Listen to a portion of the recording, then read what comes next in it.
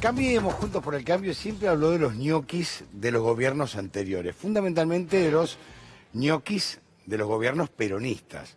Pero acá, Juan, más que ñoquis son ravioles, porque cobran una buena cantidad de plata. Sí, Galle, la verdad es que está sucediendo algo muy particular en la estructura del Estado. Distintas organizaciones sindicales vienen denunciando que el gobierno nacional lo que está haciendo es enquistar, dejar minado el Estado, la administración pública, con sus propios gestores, con sus propios administradores, con sus propios militantes o cargos gerenciales. Cargos gerenciales, por supuesto. Ayer, de hecho, se creó una dirección de alta gerencia para dejar durante un año como mínimo, 5 años como máximo, a aquellos gerentes que ellos mismos designaron en distintos ministerios. Y obviamente eso genera muchas dudas en el gobierno entrante, en el gobierno de Alberto Fernández, que se refirió al tema porque, por supuesto, hay gente que genuinamente entró por concurso en el último tiempo y está preocupada. Dice, no, capaz entro en la volteada y me terminan despidiendo a mí. Lo cierto es que Alberto Fernández se refirió a estas picardías del gobierno de Mauricio Macri hoy mismo y esto dijo. Todo eso lo vamos a revisar. Y los trabajadores que deben seguir porque han ganado concursos, legalmente, transparentemente, no a las corridas del último día, han quedarse tranquilos. Todo esto se revisa. Todo esto se revisa. Estas picardías son picardías. Y solo un tonto piensa que las picardías pueden durar. Eso no dura. Eso no dura. Y además, yo lo que más quisiera, en el caso de la administración pública, miren, vamos a intentar que hagamos una verdadera carrera de administración pública con presidencia de los intereses políticos. Para eso, todos tienen cargos políticos, y son los que conducen, y tienen funcionarios de gran calidad, que son los que ayudan a gobernar.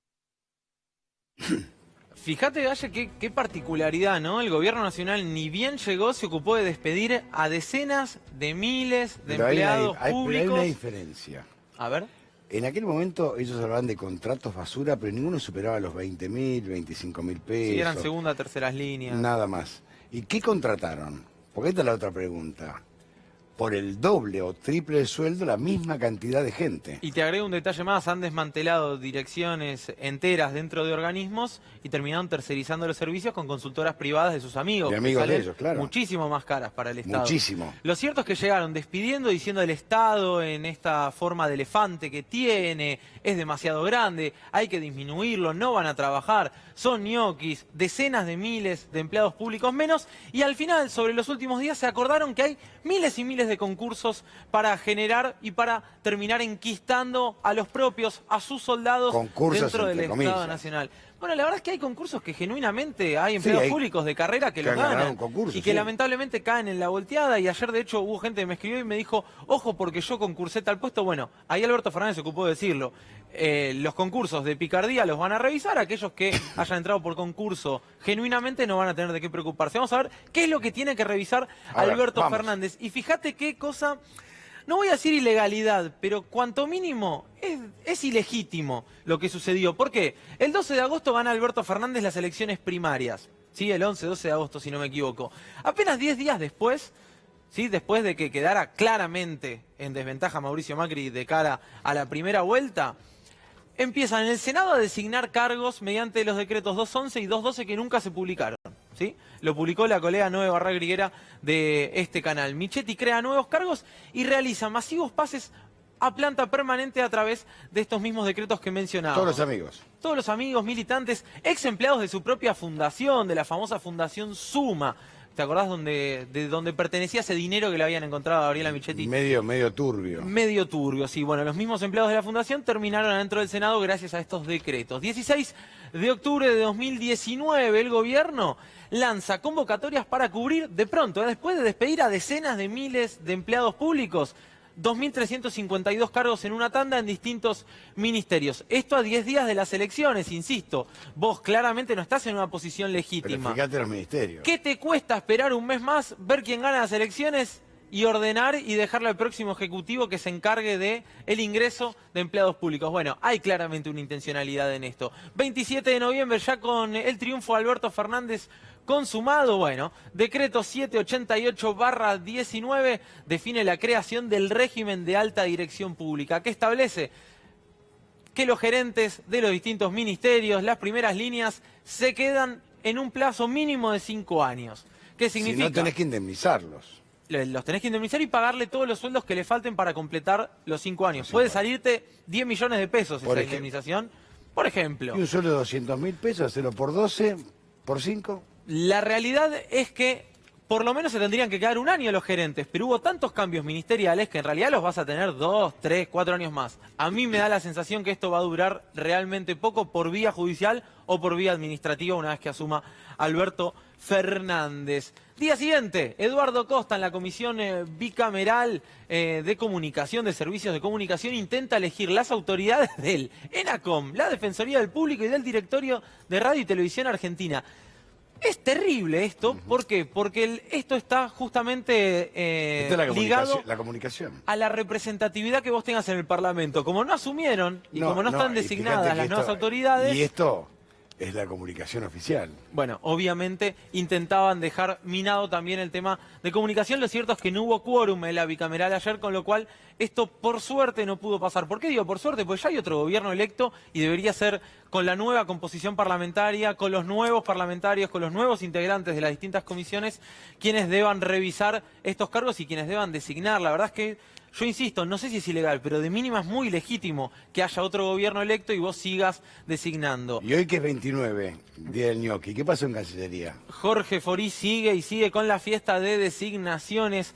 Justo, yo no sé si habrá elegido la fecha, no lo creo, creo que es una mera casualidad porque están a las apuradas. Sí. En las últimas semanas designó funcionarios ante la OEA, la FAO y el Mercosur. Bien. Ahora hubo nombramientos en las embajadas de Yemen, Omán, Haití y Rumania. Creo que continúa, porque también designaron cónsul. Es muy difícil, los distintos nombramientos son difíciles porque requieren de distintas aprobaciones. Los cónsul me decían hoy que salen un poco más rápido, entonces metieron también en los distintos consulados. Ayer por decreto designó consejero legal al embajador extraordinario de la República ante el Reino de los Países Bajos y cónsul en Nueva York, Milán y Madrid. Lindos lugares, por cierto, para ir a trabajar ahora. Lo cierto es que me decían, obviamente esto el 10 de diciembre se va a dar de baja, el 11, el 12, el 20, si querés. El 17. Pero indudablemente se va a revisar, Felipe Solá ya lo avisó. Bueno, él me parece que se anticipó, ¿no? Pero... Y la vio venir. Tenemos una pastillita de Felipe Solá. Escuchémoslo a Felipe Solá y después te cuento alguna cosita más relacionada a esto. Esta es una situación tremenda y con escasa colaboración también, de paso, ¿no? En relación al nuevo gobierno. Ay, Felipe... Porque la Cancillería está lleno de nombramientos todo el tiempo. Sí. Nombra gente que se va afuera, faltando 5 o 10 días. 10 días para el cambio. Han mandado al embajador a Naciones Unidas, a la OEA, donde tenemos posiciones muy divergentes con el gobierno actual, y sin embargo no tuvo ningún problema el canciller que se va en nombrar a un embajador que viajó hace 10 días, más o menos, 5 días. ¿Qué va a ocurrir con esos nombramientos de último momento de la Cancillería, Felipe? Lo decidiremos con el presidente cuando debamos, y el presidente decidirá, digamos, qué hacer en cada caso. Se van a revisar, obviamente, las designaciones alevosamente políticas de última hora generadas de Cancillería. Muchos ya saben incluso que es un trabajo de un mes, de 20 días, pero claro, generan costos, es una manera de generarle algún tipo de ruido, de cimbronazo político al próximo canciller, que indudablemente va a ser Felipe Solá. Obviamente hay que decirlo, y quiero decirlo con todas las letras. Aparte te presiona. Ni bien asumiste, tenés que empezar a revisar los nombramientos de hace 2 días. Te presiona. Sí, es una situación espantosa. La verdad es que el gobierno anterior ha despedido a decenas de miles de empleados públicos, ha despedido embarazadas, gente enferma, gente con discapacidad. La verdad fue vergonzoso. Esperemos que el próximo gobierno realmente revise y no cometa los errores que cometió el gobierno anterior, que lo que hizo fue despedir a Mansalva Gallego. Gracias, por favor, querido Juan. Vamos rápidamente a Dolores. Allí está Nico Munafó. Nico, qué extensa la declaración de Stornelli. Más que extensa, imagínate, para todos los que estamos cubriendo aquí, ya estas 10 horas han sido una eternidad, más que ese tiempo calculamos, y encima recién ingresaron una vianda con gaseosa y algo de comida, así que aparentemente esto se va a extender un poco más, no solo por eso, sino porque el movimiento que hay aquí es de mucha tranquilidad, es la misma custodia policial que hoy hablábamos más temprano, Antonio, e insisto que el auto que trajo al fiscal está detenido allí sin encender, con los custodios dentro del mismo, así que seguramente tenemos para un tiempo largo aquí en Dolores. Recordemos que el fiscal llegó a las 10 de la mañana, a las 11, perdón, y como escuchábamos hoy más temprano, confirmó que iba a responder todas las preguntas que el juez Alejo Ramos Padilla tendría para hacerlo. Bueno, en eso están entonces, no solo en esta declaración, sino también repasar lo que Stornelli fue diciendo a lo largo de estas horas. Aguardaremos aquí, obviamente, para saber qué pasó en estas 10 horas aquí en Dolores, en este primer cara a cara entre Ramos Padilla y el fiscal Carlos Stornelli. Obviamente creemos que a la salida, ya sea Stornelli o su abogada con quien vino esta mañana, tendrán algo para decir y saber qué pasó entonces en esta declaración tan larga, después de 9 meses de no haberse presentado, de estos 6 llamados a indagatoria en los que el fiscal no concurrió. Hoy se dio finalmente y bueno, se ve que tuvieron mucho para hablar. Obviamente es una imputación muy importante, son 8 en total, y bueno, no solamente primero tenían que leer las imputaciones, después obviamente comenzar con la rueda de preguntas, y el fiscal, por lo que tenemos entendido, se fue explayando en cada una de ellas. Muy bien, Nico, estamos atentos, ¿sí? Hasta luego.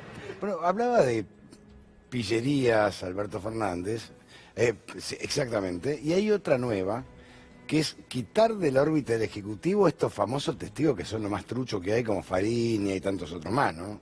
Bueno, esto lo vienen intentando hace varias semanas. D'Alessio. Primero lo empezaron a anunciar el gobierno, porque se ve que están preocupados, porque bajo la órbita del programa de protección de testigos, que hasta ahora estaba exclusivamente en manos del Ministerio de Seguridad, también quedaron los arrepentidos. Cuando se aprobó la ley de arrepentidos, también quedaron los arrepentidos allí. ¿Y quiénes son los arrepentidos? Los arrepentidos son muchos de ellos los que han acusado a exfuncionarios del kirchnerismo. ¿Los conocés?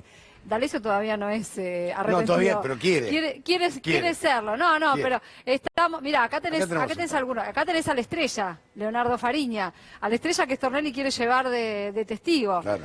Oscar Centeno. Otra estrella. Bueno, que dio lugar a la causa de los cuadernos. José López, el exsecretario de Obras Públicas. Increíble. Pérez Corradi. Pérez Corradi ha denunciado en realidad que lo apretaron para que fuera arrepentido, pero él se negó, ¿no? Estos son algunos de los más conocidos. Tenés también a Alejandro Van den Broele, por ejemplo, también, claro, que fue el primero en el caso Chicone, fue el primer arrepentido, incluso se supo acerca de él cómo negociaba con el Poder Ejecutivo, que ahí tenés la clave de dónde está la preocupación del Poder Ejecutivo, en que este programa quede bajo la órbita exclusiva del Poder Ejecutivo que viene. Esa es la preocupación. Y cuando empiece a revisar, se va a dar cuenta que hubo coacheo. Bueno, por eso, que surja la trama de las declaraciones de estos arrepentidos, que en muchos casos terminaron imputaciones contra exfuncionarios y muchas de ellas contra la expresidenta Cristina Fernández de Kirchner. Hoy el boletín oficial sorprendió a varios. Lo que sale hoy en el boletín oficial es un DNU, un decreto de necesidad de urgencia, que le quita el control exclusivo al Ministerio de Justicia y crea una agencia autónoma para testigos protegidos. Testigos protegidos incluye a los arrepentidos. Es más, el DNU hace hincapié en la situación de los arrepentidos. ¿Por qué el apuro? Lo que decíamos recién, Cambiemos está temiendo que se develen estas maniobras con que los arrepentidos han sido direccionados, apretados, coaccionados. Recordá, por ejemplo, que en la causa de los cuadernos no están registradas en videofilmación ni grabación de ningún tipo las declaraciones de los arrepentidos. Yo tengo un conocido, que es amigo en realidad, que estuvo preso, y él mismo te cuenta que él le dieron una hoja, firmala, tiene más de 70 años. Y lo metieron preso porque dijo, yo esto no firmo. Y bueno, es lo que ha pasado. La lógica ha sido que quienes se negaron a arrepentirse... A firmar lo que les daban. Y a firmar, sí, estas declaraciones que se les pedían, bueno, terminaron bastante tiempo detenidos. Algunos más que otros. ¿Qué pasó a raíz de esto? Ya el Poder Judicial había tenido una mala reacción, por eso hicieron este mix extraño, con el que igual intentan sacar esto de la esfera del Ejecutivo, pero hoy la Cámara de Casación se reunió de urgencia, claro, una reacción así inmediata, y además 5 de sus integrantes sacaron primero sacaron una resolución donde se dirigen al propio presidente de la Cámara de Casación, que es Carlos Máiquez, que estaba ausente porque está de vacaciones. Viste que vacacionan mucho los jueces. Sí, tiene mucha suerte. Se toman muchas licencias. Y donde lo que hacen es directamente cuestionar este DNU. Resulta sobradamente conocido que la admisión de facultades legislativas por parte del Poder Ejecutivo se realiza bajo condiciones de rigurosa excepcionalidad y con sujeción a estrictas exigencias. Que se llama decreto de necesidad de urgencia. ¿Sabes por qué opina la Casación? Porque la están involucrando en este nuevo sistema. Una norma de tal carácter debe prescindir de la invocación de circunstancias manifiestamente inexistentes o irrazonables. Durísimo el texto. También debe acreditar que la situación no pueda ser solucionada en un plazo incompatible con el que demanda el trámite legislativo correspondiente. Está diciendo, hicieron todo mal. Tampoco debe regular una de las materias expresamente prohibidas constitucionalmente, ello atento a la sustancia penal de la ley, número 27.304, que es la del arrepentido, modificatoria sancionada hace 3 años bajo la denominación Código Penal. Durísimos los términos de la Cámara de Casación. En otra pequeña resolución decidieron convocar a una nueva reunión para el lunes que viene. Es un acuerdo especial de los jueces de la Cámara de Casación. Casación es el tribunal penal más alto del país. Y además decían enviarle esto a la Corte Suprema, que es el tribunal más alto del país, y que ya te adelanto que se opone al DNU que ha sacado el gobierno para hacer esta maniobra con el programa de protección de testigos y arrepentidos. Gracias, Irina. Gracias a vos. Lautaro Mailín. Lautaro, ¿quién aplaudió a Laura Alonso? Antonio, lo decíamos hoy en las ventas en el inicio del programa. Alguien en Twitter aplaudió la gestión de Laura Alonso. Y sí, digo aplaudió porque ahora vamos a ver los emojis que se utilizaron en estos 2 tweets hoy para festejar la gestión de Laura Alonso. ¿Quién fue? Nada más y nada menos que la mismísima Laura Alonso, titular de la Oficina Anticorrupción. Estamos finalizando el informe de gestión de la Oficina Anticorrupción. Abruma la cantidad de cosas que logramos estos 4 años. Mucho más si se compara con años anteriores. Nunca se hizo tanto en tan poco tiempo. Pronto compartiremos el documento gracias al equipo. Vamos a esperar ese informe. Y hay otro tuit también para hablar de la gestión de Laura Alonso. Ella misma tuiteó: ladran y ladran porque cabalgamos. Y como gran equipo les agradezco de que hayan hecho tanto en estos 4 años. Antonio, si querés, armamos un informe para mostrar la gestión de Laura Alonso durante estos 4 años en la Oficina. Te pido, por favor.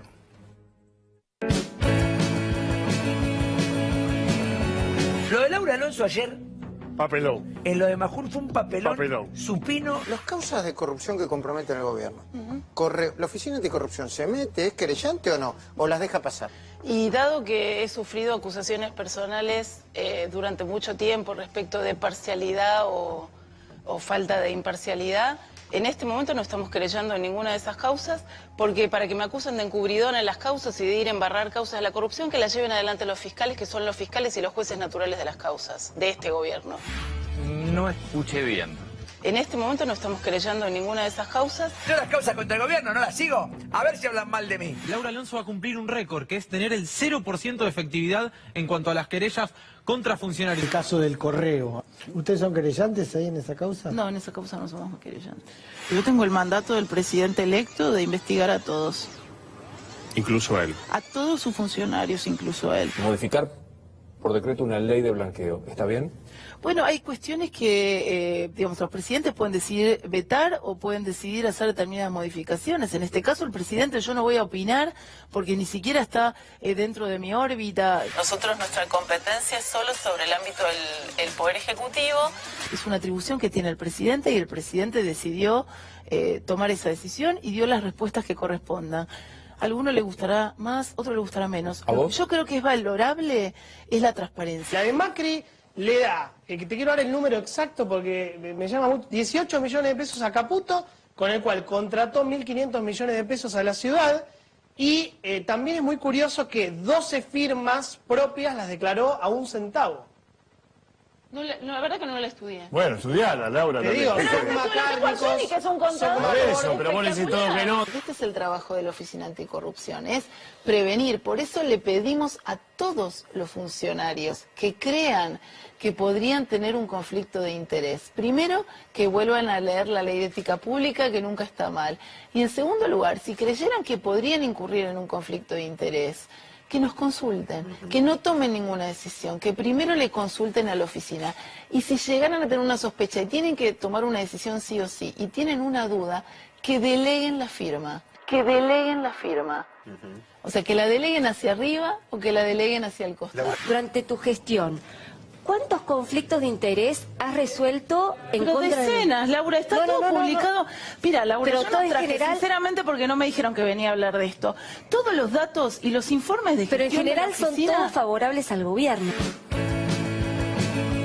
Bueno, eso es lo que Se sucede enojó. cuando a Laura Alonso le hacen preguntas que no puede contestar. No vine a hablar de esto. En otro momento decía, no estudié ese caso, y Mauro Viale le decía, estudialo, Laura, cosa que no sucedió cuando en un programa Laura Alonso dijo que no iba a querellar más las causas en contra de este gobierno Tampoco le saliente. preguntó el No hubo colega, repregunta, amigo. no hubo un Mauro Viale, un periodista que le diga algo a Antonio, y es muy curioso que diga, no vengo a hablar de esto, no estudié. La verdad que se enoja cuando le hacen las preguntas que no quiere responder, pero sí en Twitter decide salir a aplaudirse por la gestión que ha hecho en estos 4 años en la Oficina Anticorrupción. Y sigue ganando amigos el querido amigo Lautaro. Gracias, Lauti. Gracias a ustedes. Rodolfo, ¿qué opinas de todo esto? Bienvenido. Gracias. No, me parece que está bastante claro ya. Es una serie de hechos que me parece que no reciten dobles interpretaciones. Hay una sola. Es una mujer que se dedicó a encubrir a sus colegas del Poder Ejecutivo durante los 4 años. Lo único que hizo en materia anticorrupción fue perseguir o formar parte del dispositivo de persecución a los funcionarios del anterior gobierno. Se presentó en numerosas querellas en causas penales como querellante contra funcionarios de Cristina, y en ninguna contra Macri. Me encontré el otro día con un abogado, no sé si vos recordás el caso de Valentín Díaz Gilligan, que es un chico Díaz Gilligan, sí. de cuarta línea, digamos, en el gobierno, que apareció con a su nombre $1 millón en una cuenta en Andorra. Me encontré con el abogado, me preguntó si yo tenía más información, si yo iba a seguir aportando a la causa, y le dije que no, porque no tenía más datos ni... Dice, bueno, me voy a tener que pelear con Laura Alonso porque es la única que está empujando la causa. Empecé a averiguar un poquito y resulta que se la agarra con Díaz Gilligan, digamos, que era en tercera línea. Tercera, cuarta línea, pobre chico. Su jefe, Fernando de Andrés, jefe directo y del cual pesan un montón de sospechas, no tiene absolutamente ninguna actuación en el ámbito de la Oficina Anticorrupción. No se la agarra, digamos, ni con el presidente de la Nación ni con ningún funcionario de primero o segundo orden. Se la agarra con esos pobres pibes que, por supuesto, después, por lo menos lo que pude saber es que esa plata, ese $1 millón no era de él. Pero de todos modos muestra cómo es esta mujer, Apenas digamos, reconoció que era un básicamente. prestanombre. En aquel momento reconoció él mismo que era un prestanombre. Se averiguó, era de Paco Casal la plata. Exactamente, sí, era de Paco Casal. Lo dijo Este él. chico trabajaba en su momento para Casal, pero se la agarra con ese pibe, digamos, que es, como decía, un 4 de copa en el gobierno y no con ninguno de estos. Así que está bastante claro qué rol vino a jugar Laura Alonso, ¿no? No, y aparte, digamos, no con la causa Correo, que es una mega causa. Con ninguna de las causas grandes, digamos, ni Correo. Autopistas. Y saca las sospechas sobre delitos. Vayamos al conflicto de a los conflictos de interés. El Estado argentino fue, o el gobierno nacional, el Poder Ejecutivo, fue colonizado por 20, 30 empresas. CEOs. Exactamente. El Ministerio de Energía lo lotearon, Metrogas, el ente regulador del gas se lo dieron a Metrogas, el ENRE se lo dieron a Edesur y a Edenor, la Secretaría de Energía Eléctrica se la dieron o la Secretaría de Gas se la dieron a Bulgeroni, se loteó, así como pasó en el Ministerio de Energía. En todos los ministerios pasó exactamente lo mismo. Pusieron gente que unos días antes de asumir como ministro eran controlados por esa cartera. No hizo absolutamente nada en esa. No vayamos a las causas parques eólicos, Correo, etcétera, en donde claramente hay una responsabilidad penal del presidente y de sus ministros, o de varios ministros. Vayamos a estas cuestiones que son un poquitito menos graves. El conflicto de interés, bueno, que es básicamente la razón de ser de esa oficina, porque busca preservar la integridad de la administración pública. Eso es un poco lo que protege, lo que debería proteger la Oficina Anticorrupción, y sin embargo no hizo absolutamente nada, no dejó ningún antecedente, ninguna conclusión relevante para lo que sigue. Por eso la conclusión, o esto que se va diciendo, autoelogiándose, en realidad me parece que es lo que está demostrando una ausencia total de gestión.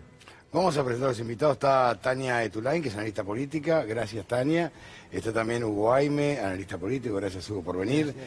Antonio Colicinio, que es magíster en políticas sociales. Y Carlos Rosanqui. Quiero empezar con Carlos.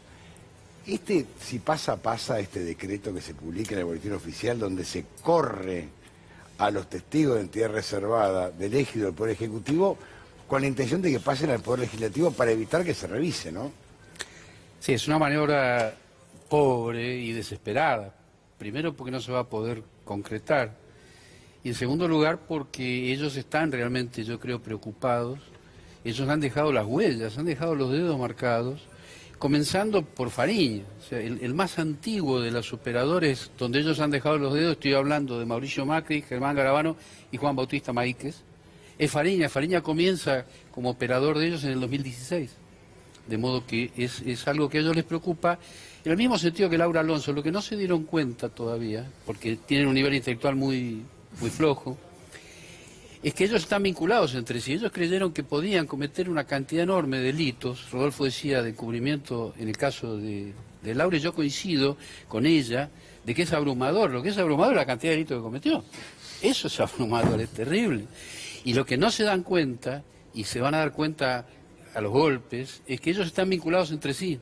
No son delitos aislados, son planes que ellos han llevado adelante. El plan con Fariña es algo donde, insisto, de mi parte, que yo lo conozco, han dejado los dedos marcados, y si en algún momento se les pide cuenta, que yo creo que sí, va a ser un compromiso legal muy serio para todos ellos. También juega el tema autopistas, ¿no? Sí, así es. Y peajes. Hoy Galle tenía que declarar el ex procurador del Tesoro, Carlos Balbín. Ustedes saben que Carlos Balbín intervino en el caso de Autopistas. Recuerden, Autopistas denuncia ante el CIADI, ante un tribunal internacional, que el Estado argentino le debía 1.200 millones de dólares por tarifas atrasadas respecto a la devaluación sufrida durante el kirchnerismo. Ellos tenían las tarifas de los peajes, sí, lo que se paga en cada cabina de peaje, dolarizado. Entonces fueron y le reclamaron una torta de plata al Estado. Balbín agarra, ya procurador del Tesoro de Mauricio Macri, se presenta ante el CIADI y dice: no corresponde esta denuncia porque nunca se agotó en la instancia local. Es decir, vos para llegar al CIADI tenés que haber agotado la justicia local nacional. Bueno, lo cierto es que ese dictamen de Balbín presentado ante el CIADI anduvo bien. El CIADI reconoce el proceso de bifurcación del expediente y estaba empezando a ganar, digamos, el pleito de la Argentina. ¿Qué pasa en el medio? Balbín renuncia muy extrañamente y Argentina termina pagándole 500 millones de dólares, uno arriba del otro, a Autopistas del Sol, paréntesis, Autopistas del Sol, ex socia de la familia de Mauricio Macri, 500 millones de dólares, no se sabe bajo qué informe técnico, digamos, no se sabe en qué se basaron para pagar ese monto. Se bajó la demanda ante el CIADI, se inicia una causa por el diputado Rodolfo Tailade. El juez le pide al Estado argentino las actuaciones. El Estado argentino le dice: no, la procuración de Balbín no actuó en este expediente. El CIADI contesta con el listado de las actuaciones y le dice: Balbín efectivamente sí, actuó en favor de los intereses de Argentina y en contra del acuerdo que ustedes pretendían firmar. Bueno, Balbín va a tener que aclarar eso. ¿Qué sucedió? ¿Por qué ese dictamen nunca llegó a las manos del juez? No es responsabilidad de Balbín, claro está. No. Pero acá se abre una incógnita muy particular. Si Balbín dice en la respuesta que tiene que enviar entre martes y miércoles, porque al ser juez de Cámara puede responder por escrito la testimonial. Si Balbín dice: yo defendí los intereses del Estado argentino y no me quisieron escuchar y el acuerdo se hizo igual por 500 millones de dólares, van a tener que explicar varios qué pasó ahí, por qué perdimos 500 millones de dólares todos los argentinos, cuando un juicio ante el CIADI dura 10 años, cuando se estaba empezando a ganar y cuando solo el 25% de los juicios iniciados por empresas contra el Estado argentino prosperaron, avanzaron y se pagaron en tiempo y forma. Pues es una causa que complica efectivamente al presidente Mauricio Macri. Sí, además se repartieron 500 es muy evidente, millones de dólares. es muy evidente, es muy evidente. La secuencia de Balbín es muy sintomática. Él plantea este recurso de bifurcación diciendo no se tiene que seguir tramitando el fondo de la cuestión, que era el reclamo de 1.000 y pico de millones de dólares, hasta tanto se resuelva la cuestión de competencia, que es la competencia, esta competencia originaria del CIADI, que es básicamente agotar la instancia en Argentina. Y el CIADI le da razón, saca una resolución suspendiendo el procedimiento y diciendo, bueno, vamos a definir primero la competencia. Y lo echan. Cuando vos decís extrañamente renuncia, en realidad lo echan. Lo echan por dos razones, porque metió ese dictamen o esa presentación de la Procuración en el CIADI y porque además había empezado a trabajar en el tema de la auditoría del Correo Argentino. Las dos cuestiones se dan en simultáneo y es la que provoca el despido de Balbín de la Procuración. ¿Qué pasó luego? En dos ocasiones intervino su reemplazante, Bernardo Saravia Frías, abogado de Macri personal, abogado de la familia, abogado de las empresas del grupo. Intervino en dos ocasiones dando vía libre a la negociación, sin hacer, digamos, ninguna referencia a que estaban ya esto en plena intentando renegociar el alargamiento de la concesión, sin hacer referencia a que había una demanda multimillonaria previa en el CIADI. En dos ocasiones interviene Bernardo Saravia Frías, que va a ser uno de los imputados. Es decir, hoy en la causa está imputado Macri, ministro Dietrich y el entonces titular de Vialidad Iguacel. El cuarto imputado va a ser Bernardo Saravia Frías, digamos, que facilitó esto. No solamente eso, no solamente pasó esto acá en Peajes, desmanteló la estructura que tenía la Procuración del Tesoro para atender los casos del CIADI. La había creado Guglielmino, digamos. Me acuerdo, sí. Bueno, la creó Guglielmino, era una oficina de excelencia. La consolidó Angelina Bona. Carlos Balbín, sobre esa estructura, monta esta defensa, vino Saravia Frías, las desmanteló. Hoy no existe más esa oficina, echaron a la gente, mucha gente que va a trabajar con Axel trabajó en la provincia de Buenos Aires, trabajó en esa oficina, está desmantelada. Hoy el Estado argentino, si entra una demanda del CIADI, no tiene abogado. No tiene nada, va a responder como responde a Saravia Frías, dejando que el planteo prospere, ¿no? Políticamente, les pregunto a los tres analistas políticos, ¿no? La realidad es que la sociedad de todo esto se entera o por este medio, por 2, 3 medios más. La sociedad está ajena a todo esto. Sí. Es tremendo. La sociedad está esperando que le resuelvan la vida.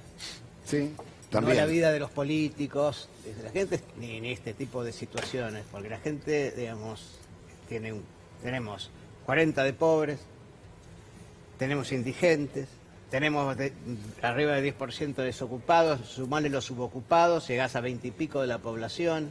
Así que la gente no puede estar atenta a esto.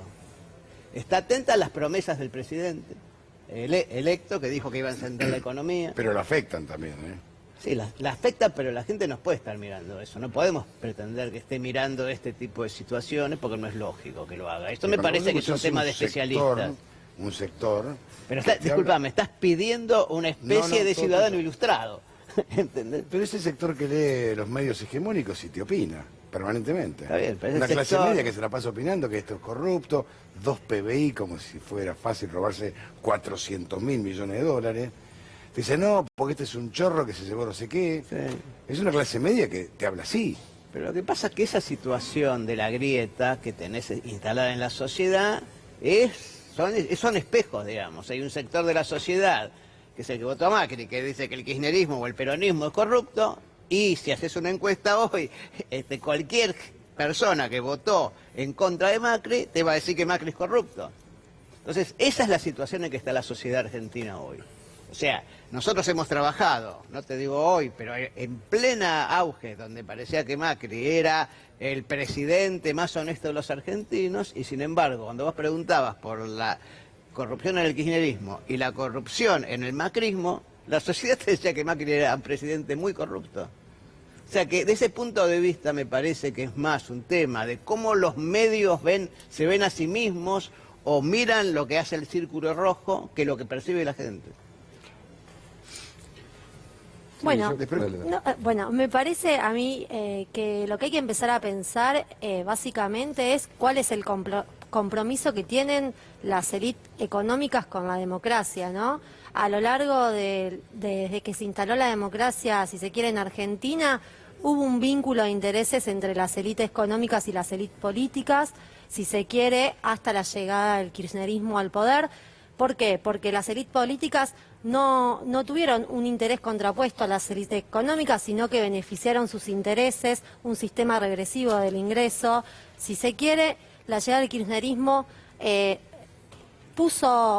entrevió los poderes, la redistribución del ingreso en Argentina, y me parece que ahí empieza a suceder que las élites económicas, claro está, empiezan a avanzar o empiezan a poner en entredicho el poder político que tienen, digamos, los gobiernos nacionales y populares para aumentar, digamos, los derechos al conjunto de la población. Entonces me parece que estas élites económicas hoy, que han podido hacer un fuerte golpe de mercado a través de Macri, llevando a Macri al poder, han podido hacer un fuerte golpe del mercado porque, claro está, generaron 4 millones más de pobres, pudieron endeudar a esta población, llevándose el 70% de la deuda que contrajo el gobierno de Macri afuera del país. Por eso hablo de un golpe de mercado, y en los países donde no están pudiendo generar golpes de mercado, están intentando hacer cuestiones o cosas como las que están haciendo en Bolivia, que son, claro,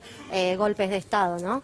Ahora, perdón, no, en este sentido, justamente, y retomando un poco los conceptos bien desarrollando, se lo pregunto a cualquiera de los tres.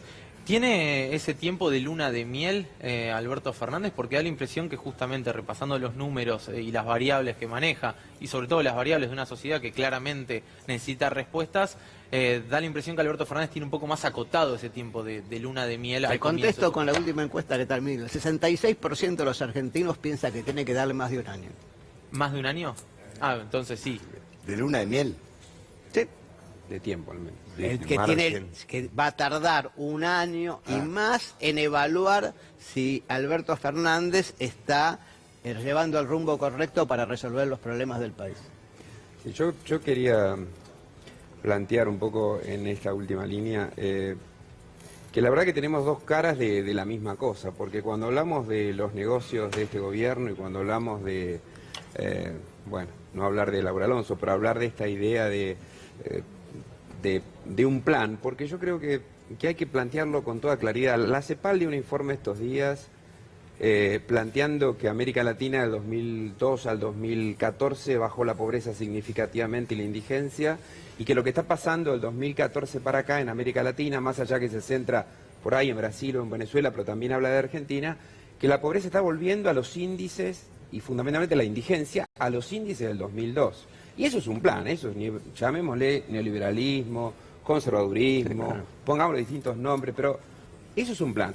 Eso no se hace sin redistribución regresiva del ingreso, no se hace sin defensa de determinados intereses, no se hace sin, si uno deja de proteger al empleo de calidad. Lo que ha pasado en la Argentina, lo vengo sosteniendo y lo viene sosteniendo los especialistas, lo que ha pasado en la Argentina no es tanto la desocupación, que es grave, sino más que nada la pérdida de empleos de calidad. Lo que ha perdido la Argentina en estos últimos 4 años es empleo de calidad, que es lo que va a costar repuntar en un planeta y en un mundo que es complejo. Digo, me parece que estas son las cosas que hay que decir, y me parece que en ese sentido, cuando vos preguntabas, esto se ve acá y por ahí no se ve en otros medios, yo revisé la agenda mediática hoy, y la verdad que siguen hablando de otros temas en líneas generales, y me parece que uno tiene que empezar a trabajar estas cosas. Me parece que nosotros nos debemos una discusión para superar la grieta, una discusión, porque el 80% de lo argentino ha perdido con este gobierno. Y esto es por un plan económico que los ha obligado a perder. No perdió los sectores pobres e indigentes, perdieron las clases medias en la Argentina. Entonces, de alguna manera hay que dar esa batalla, en el buen sentido, digo, romper. La grieta se supera de alguna manera con información, con discusión, con debate. Hacemos una pausa y ya venimos. Pausa.